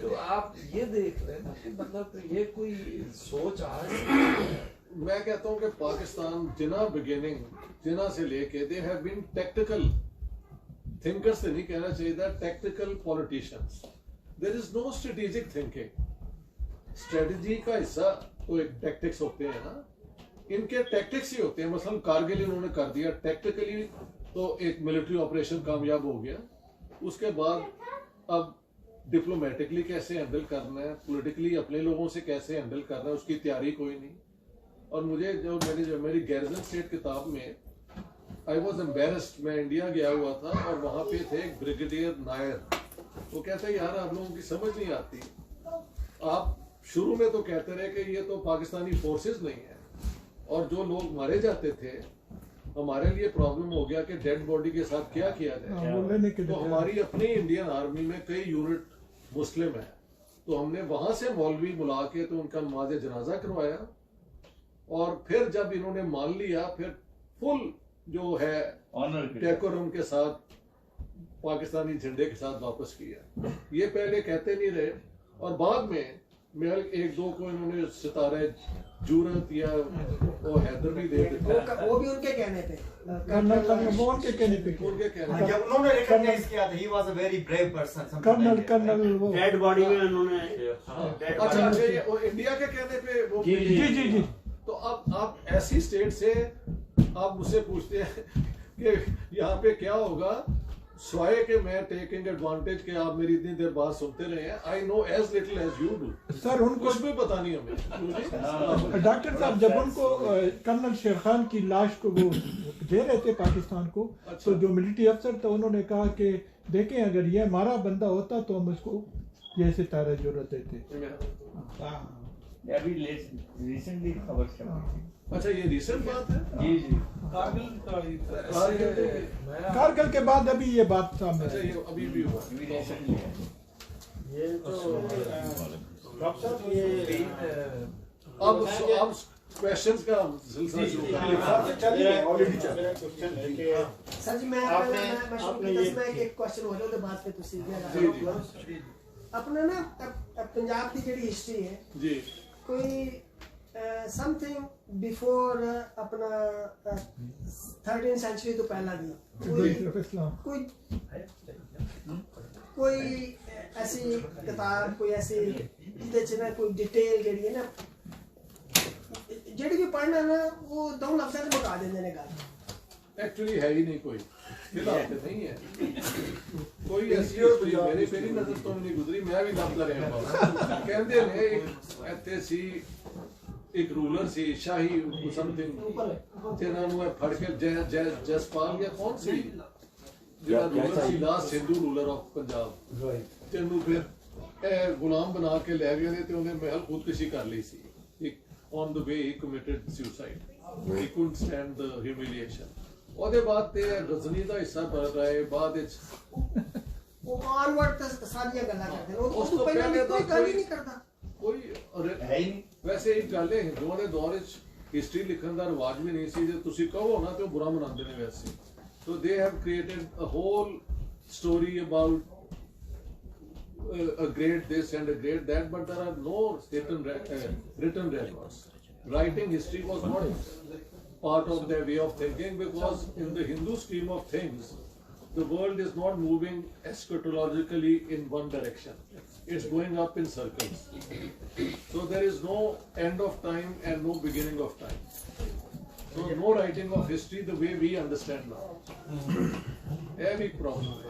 जी जी अच्छा डॉक्टर साहब मेरा प्रॉब्लम हो जाता है जब उन्होंने ये कहो तो ਤੁਹਾਡੇ ਮਗਰ ਪੈ ਜਾਂਦੇ मेरा एक सवाल है कि पाकिस्तान में आपने देखा होगा कि जो हालात हैं आज़ादी की तहरीकें चल रही हैं जी स्पेशली छोटे सूबों में KPK में पख्तून जो हमारे भाई हैं उनकी कोशिशें कि उनको अलग किया जाए सिंध में और बल्तिस्तान में कि आप समझते हैं कि आपका तजुर्बा क्या कहता है आप फोर्स ही करते हैं कि ये सूबे अलग हो जाएंगे क्या समझते हैं आप हो सकता है इस तरह मुमकिन है क्या ऐसा देखिए नामुमकिन तो कुछ भी नहीं है लेकिन पाकिस्तानी स्टेट का अभी भी कोई रोल होगा दुनिया के अंदर कि वेस्टर्न पावर्स और ये सारे जो हैं इसको किसी ना किसी तरीके से कंटिन्यू करना चाहते हैं वरना 2 मिनट में ये बात खत्म हो सकती है अगर उनको ये डिस्टेबलाइज करना चाहे तो पाकिस्तान के अंदर तो डिस्टेबलाइजेशन की पॉसिबिलिटी ऑलरेडी बिल्कुल है डिस्टेबलाइज्ड है मुमकिन है पाकिस्तान ये आज IMF का जिस तरीके से वो था वो ना करते हाँ जी तो पाकिस्तान तो इस मैच पे है कि शायद कभी रहा ही इसी नहीं की किताब है कि पाकिस्तान द फेल्यूर स्टेट तो जो फेल्यूर स्टेट के जो उसमें 6 गिनवाए हैं कि जो ये क्राइटेरिया थे पाकिस्तान काइंड ऑफ उस पे मीट कर रहा है कि वो फेल्यूर स्टेट मैं जब इंडिया गया था तो वहाँ पे वो उनके थिंक टैंक से बात हुई तो मैंने कहा Pakistan is not a failed state, it's a failing state. Now I was trying to be very clever because I still wanted to have some margin, dignity and faith. Doctor साहब एक question मेरा एक चीज मुझे बहुत एस्टॉनिश करती है हमेशा we are living in a world of logic and evidence based decision making कोई भी चीज मुझे कोई कहेगा तो मैं कहूंगा एविडेंस दिखाओ जी जी बिल्कुल बिल्कुल पाकिस्तान की हिस्ट्री और पाकिस्तान का स्टेटस एक अजीबोगरीब सवाल है जो मुझे परेशान करता है कि we don't have any evidence of any superlative achievements at all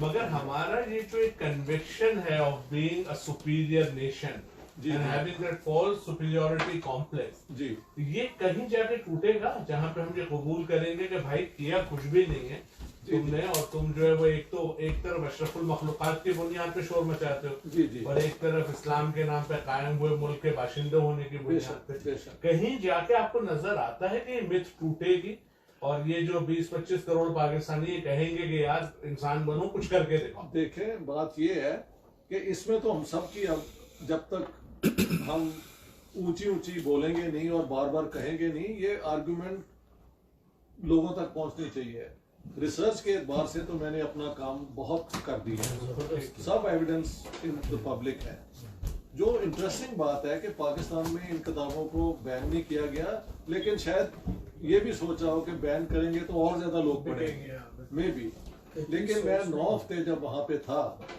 तो मुझे किसी ने तंग नहीं किया तो मुझे ये भी लगता है कि शायद हमारी जो रूलिंग एलीट है उसकी एक डायमेंशन उनको समझ आए कि ये नैरेटिव और ये बकवास ज्यादा नहीं चलेगी but they can't themselves extricate themselves from it they would rather के इंटेलेक्चुअल्स बातें शुरू कर दें क्योंकि मेरे नजदीक that would be the point हमने ये कबूल किया कि यार हम वो नहीं है जो अपने आप को समझते हैं बिल्कुल नहीं है we have to excel and build ourselves into a nation. देखिए ना, मसलन बार बार कहते हैं कि जी वो कुरान शरीफ के अंदर है कि क्रिश्चियंस और जूस आपके दोस्त नहीं हो सकते, ये है वो है।